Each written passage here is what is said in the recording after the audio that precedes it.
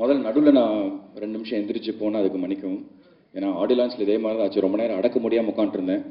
அப்புறம் இருந்த நர்வஸ்னஸில் வந்து பாதி பேசுகிற என்னென்ன நினச்சோன்னா அதெல்லாத்தையும் மறந்துட்டேன். ஸோ அதனால் இப்போவும் அதே மாதிரி ஆயிடக்கூடாது அப்படின்னு ஒரு 10 மினிட்ஸ் டைம் எடுத்துக்கிறேன். ஏன்னா நிறைய நான் சொல்ல வேண்டியிருக்கு. இந்த வாட்டி மறந்துடக்கூடாதுன்னு கொஞ்சம் எழுதி வச்சுட்டு வேற வந்தேன்.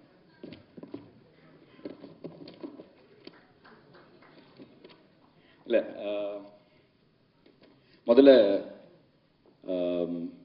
பிருத்வி சொன்ன மாதிரி தான் அதே ஜேர்னியில் தான் நானும் இருந்திருக்கேன். என்னோட ஒவ்வொரு படத்துக்கும் வந்து ஸ்டேஜில் சொல்லுவாங்க இந்த மாதிரி இப்போ இல்லைங்க, இந்த படத்தோட வெற்றி விழாவில் நம்ம சந்திப்போம்னு. அது வந்து எனக்கு இன்னும் இங்கே நிற்கிறது ஒரு நம்ம வாழ்க்கையில் இது நடக்குதா அப்படிங்கிற. நேத்தி கூட என் ஒய்ஃப் கீக்கி கிட்ட சொல்லிட்டு இருந்தேன். நேத்தி கூட கீக்கி கிட்ட தான் சொல்லிட்டு இருந்தேன்மா, எனக்கு நம்பவே முடியலம்மா, என் லைஃப்ல இப்படி ஒரு நல்லது நடக்குதா அப்படின்னு.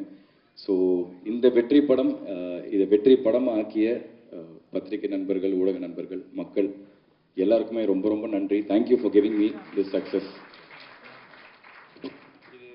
இது நான் ஆடியோ லான்ச்லேயே சொல்லியிருந்தேன், இது வந்து எனக்கு ரொம்ப ஒரு ஸ்பெஷலான ஒரு ஃபில்ம் அப்படின்னு. இது ஏன் ஸ்பெஷல் அப்படின்னா வந்து ஃபர்ஸ்ட் ஆஃப் ஆல் இது எனக்கு ஒரு நிறைய பரிசுகள் இந்த படம் எனக்கு கொடுத்தது, நிறைய சர்ப்ரைசஸ், நிறைய கிஃப்ட்ஸ் எனக்கு கொடுத்தது. என்னன்னா முதல்ல வந்து எல்லாருமே வந்து நான் எல்லா யூடியூப் வீடியோஸும் பார்த்தேன், பப்ளிக்கோட ஃபீட்பேக் பார்த்தேன், உங்களோட ரிவ்யூஸ் எல்லாத்தையும் பார்த்தேன். யுனானிமஸாக எல்லாருமே வந்து என்னோட இந்த படத்தையும் சரி என்னை பற்றியும் சரி எல்லாருமே ஒரு 100% ஒரு ஆதரவு வந்து கொடுத்துருக்கீங்க. ஸோ இது வந்து என் லைஃப்பில் எனக்கு இது கிடைச்சதே இல்லை. ஸோ அது வந்து ப்ளூ ஸ்டார் எனக்கு கொடுத்த ரொம்ப ஒரு ஸ்பெஷல் கிஃப்ட். அதுக்கப்புறம் அஃப்கோர்ஸ் நான் அன்றைக்கே சொன்ன மாதிரி வந்து சக்கரைக்கட்டி ரிலீஸ் ஆகி கரெக்டாக இந்த படம் ரிலீஸ் 25th அன்னைக்கு வந்து 15 வருஷம் 4 மாதம், அதாவது 5600 நாள் ஒரு வெற்றி படம் எனக்கு கிடைக்கிறதுக்கு அது வந்து ப்ளூ ஸ்டார் எனக்கு கொடுத்த ஒரு. மூணாவது, இந்த படம் வந்து எனக்கு சினிமா பற்றி ஒரு பாடம், என்ன மாதிரி கதைக்களம் எடுத்து பண்ணணும், என்ன மாதிரி கதாபாத்திரம் இனிமேல் நம்ம அப்படிங்கிறது ப்ளூ ஸ்டார் எனக்கு கற்று. ஸோ அதுக்கு வந்து ஒரு நன்றி. இது எல்லாத்தையும் தாண்டி ரொம்ப ரொம்ப முக்கியமான ஒரு விஷயம், எங்கள் அப்பா அம்மாவுக்கு ஒரு சந்தோஷத்தை கொடுத்துச்சு. அவங்க முகத்தில் ஒரு புன்னகையை பார்த்தேன். எனக்கு அதை விட எனக்கு வேற எதுவுமே முக்கியம் இல்லை. ஏன்னா எனக்கு தெரியும் நான் எவ்வளோ ஏக்கத்தில் இருந்தனோ அதை விட 100 மடங்கு ஜாஸ்தி எங்கள் அப்பா அம்மா ஒரு ஏக்கத்தில் இருந்தாங்க. ஸோ அதுக்கு வந்து ப்ளூ ஸ்டார் எனக்கு கொடுத்த ஒரு கிஃப்ட். இங்கே நான் ஆடியோ லான்ச்லேயே ஃபர்ஸ்ட் எல்லாருக்கும் தேங்க் பண்ணியிருந்தேன். பட் அகைன் மறுபடியும் இங்கே நான் தேங்க்ஸ் சொல்லணும். முக்கியமாக first starting from Sakthi film factory, Sakthi Velan sir இந்த படத்தை வந்து பட்டி தொட்டி வரைக்கும் எல்லா இடத்துலையும் கொண்டு போய் ரீச் பண்ணது, அவரோட பிராண்டிங், அவருக்கு ஒரு பெரிய தேங்க்ஸ் நான் சொல்லிக்கிறேன். அதுக்கப்புறம் producers Murthy sir and Soundarya ma'am, இவ்வளோ சப்போர்ட்டிவான ப்ரொடியூசர்ஸாக இருந்திருக்கீங்க.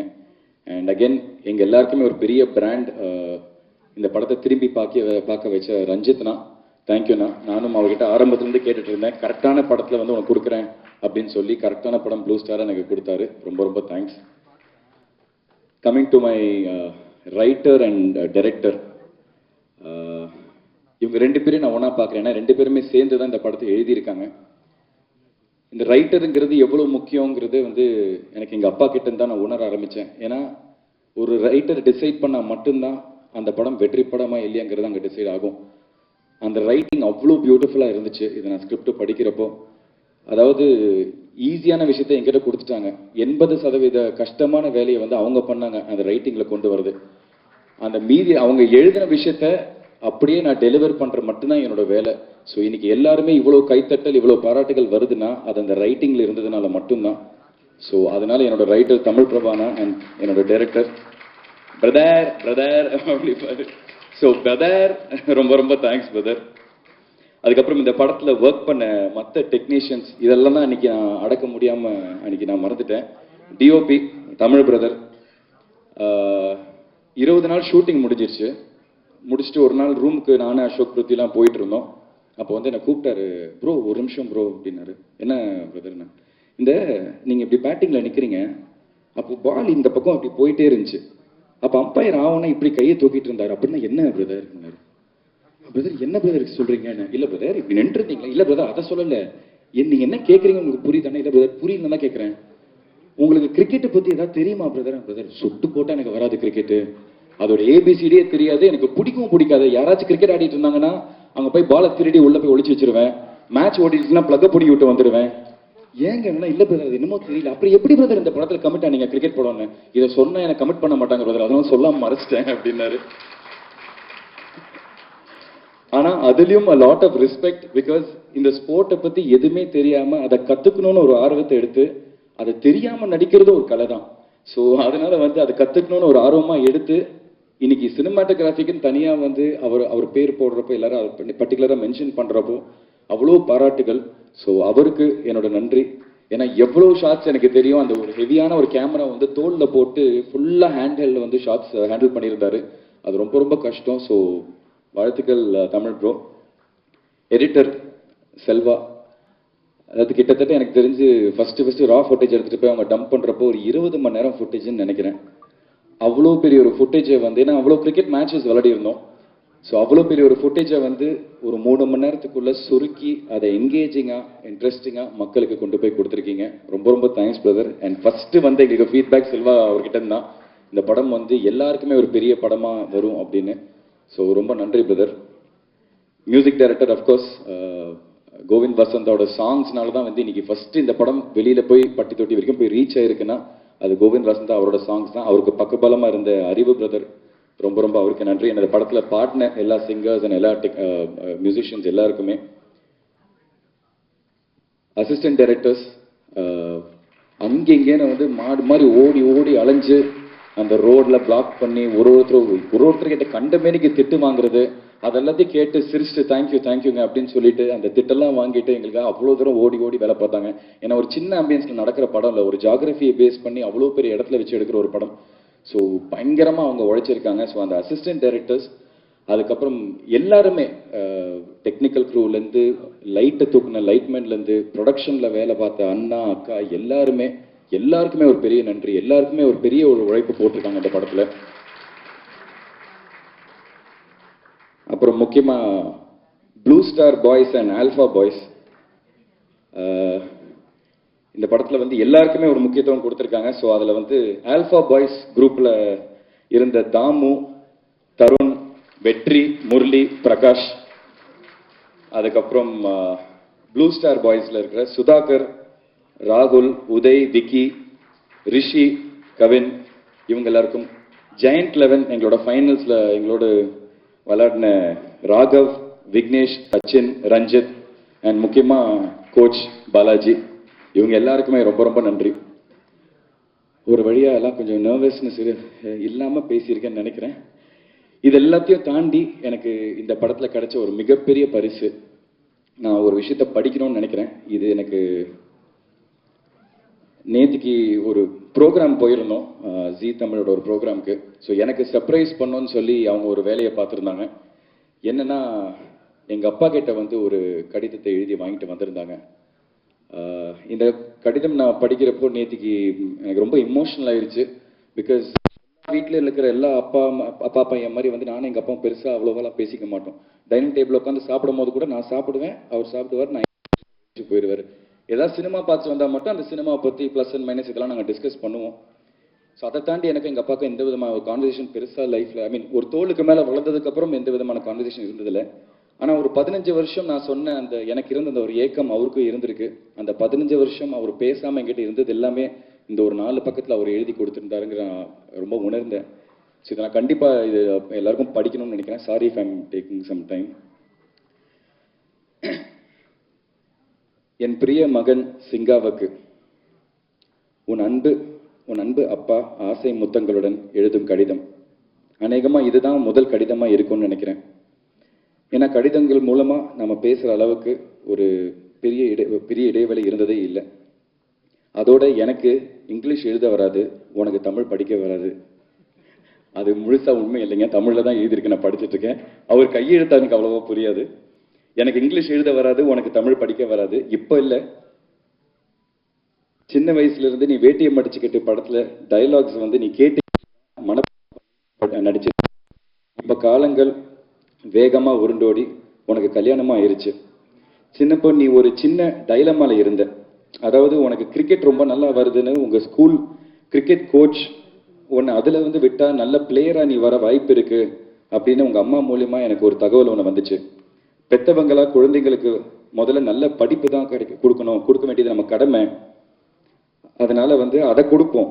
மற்றதை அவங்க உணர்ந்து முடிவு பண்ணிப்பாங்க அப்படின்னு நானும் அம்மாவும் நினைச்சோம்.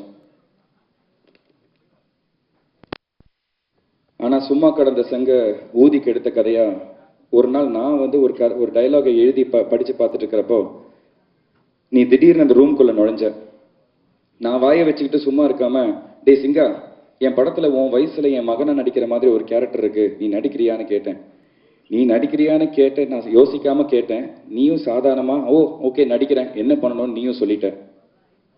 எனக்கு ஒரு சின்ன ஷாக் ஆயிருச்சு. சரின்னு ஒரு டயலாக் ஒன்று சொல்லி வெளியிலிருந்து உள்ள வந்து டயலாக பேசிக்கிட்டே சோஃபால இருக்கிற புக்ஸை நகர்த்தி வச்சு ஒரு டவலை மடிச்சு வச்சுக்கிட்டு இந்த டயலாக்ஸை பேசணும்னு சொன்னேன். நீயும் ஒரு தடவைக்கு 2 தடவை டயலாக கேட்டு தெரிஞ்சுக்கிட்டு வெளியேறி போனேன். நான் ஆக்ஷன்னு சொன்ன உடனே டயலாக பேசிக்கிட்டே உள்ள வந்து அந்த டவலை மடிச்சு வச்சுக்கிட்டு அந்த சோஃபால இருக்கிற புக்ஸை எடுத்து வச்சுட்டு ஓகேயான்னு கேட்டேன். இப்ப நான் பேந்த முழிச்சேன். நீ சரியா கரெக்டா நடிச்சதுக்கு அப்புறமும் நான் பேக் அடிச்சிட்டேன்னா உனக்கு ரொம்ப ஹர்ட் ஆயிரும்னு லீவ் நாட்களா பார்த்து நான் ஷூட்டிங்கை வச்சு இந்த படத்தை முடிச்சேன்.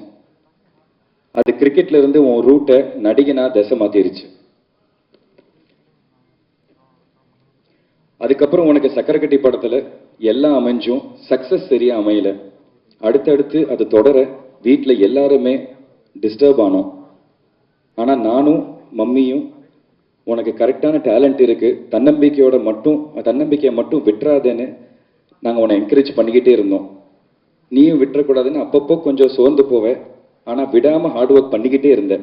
உன் முதல் இன்ட்ரெஸ்ட் கிரிக்கெட்டா இருந்து அது மிஸ் ஆகியிருந்தும் டச்சு விடாம அப்பப்போ விளையாடிக்கிட்டே இருந்த. இப்போ ப்ளூ ஸ்டார் திரைப்படத்துல ஒரு கிரிக்கெட் பிளேயரா உனக்கு ஒரு கேரக்டர் கிடைச்சு படமும் சக்சஸ் ஆகி பேசப்படுற அளவுக்கு பேசப்படுற ரேஞ்சுக்கு உனக்கு பேரும் புகழும் இன்னைக்கு கிடைச்சிருக்கு. உன் உழைப்புக்கும் திறமைக்கும் கரெக்டான களம் அமைச்சு உன்னை தூக்கி விட்டவங்க தயாரிப்பாளர்கள் பா ரஞ்சித்னா, உன்னோட டைரக்டர் ஜெயக்குமார், உன் கூட நடிச்ச கோ ஆக்டர்ஸ் அண்ட் இந்த படத்தோட மொத்த டெக்னீஷியன்ஸ் எல்லாருக்கும் என்னோட மனமார்ந்த நன்றியை நான் தெரிவிச்சுக்கிறேன். நீயும் இதை எந்த உயரத்துக்கு போனாலும் நன்றியோட இதை மனசுல பிடிச்சு வச்சுக்கோ, பதிச்சு வச்சுக்கோ சார். நான் கிழக்கே போகும் ரயில் படத்துல ஹீரோவுக்கு கவிதை மாதிரி ஒரு வசனம் எழுதியிருந்தேன். எல்லாருக்கும் நேரம் வரும் தெரிஞ்சுக்கோ, நல்லவருக்கே நிலைச்சிருக்கும் புரிஞ்சுக்கோ, கல்லாருக்கும் செல்வம் வரும் தெரிஞ்சுக்கோ, காப்பாத்ததா புத்தி இருக்கணும் புரிஞ்சுக்கோ, இத மனசுல என்னைக்குமே பத்திரமா பூட்டி வச்சுக்கோ, வெற்றிகள் உன்னை தொடரட்டும், வாழ்த்தி வணங்குகிறேன். மொத்த குழுவுக்கும் நன்றி. அன்புடன் கே பாக்யராஜ். இது எனக்கு ரொம்ப எமோஷனல் ஆயிருச்சு.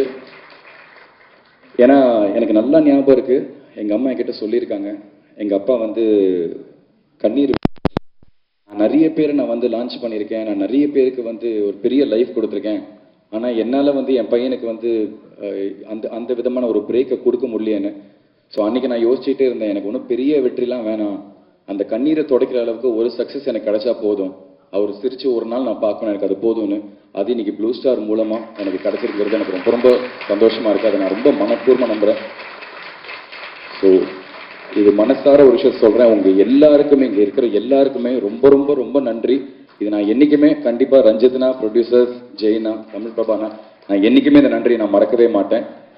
பேசணும்னு நினைச்சேன், இவ்வளோ மனசுக்குள்ள நிறைய விஷயங்கள் இருந்துச்சு, அதனால தான் இவ்வளோ நேரம் டைம் எடுத்துக்கிட்டேன். ரொம்ப சாரி. பத்திரிகை நண்பர்கள் எல்லாருக்குமே ரொம்ப நன்றி, மக்களுக்கு ரொம்ப ரொம்ப நன்றி.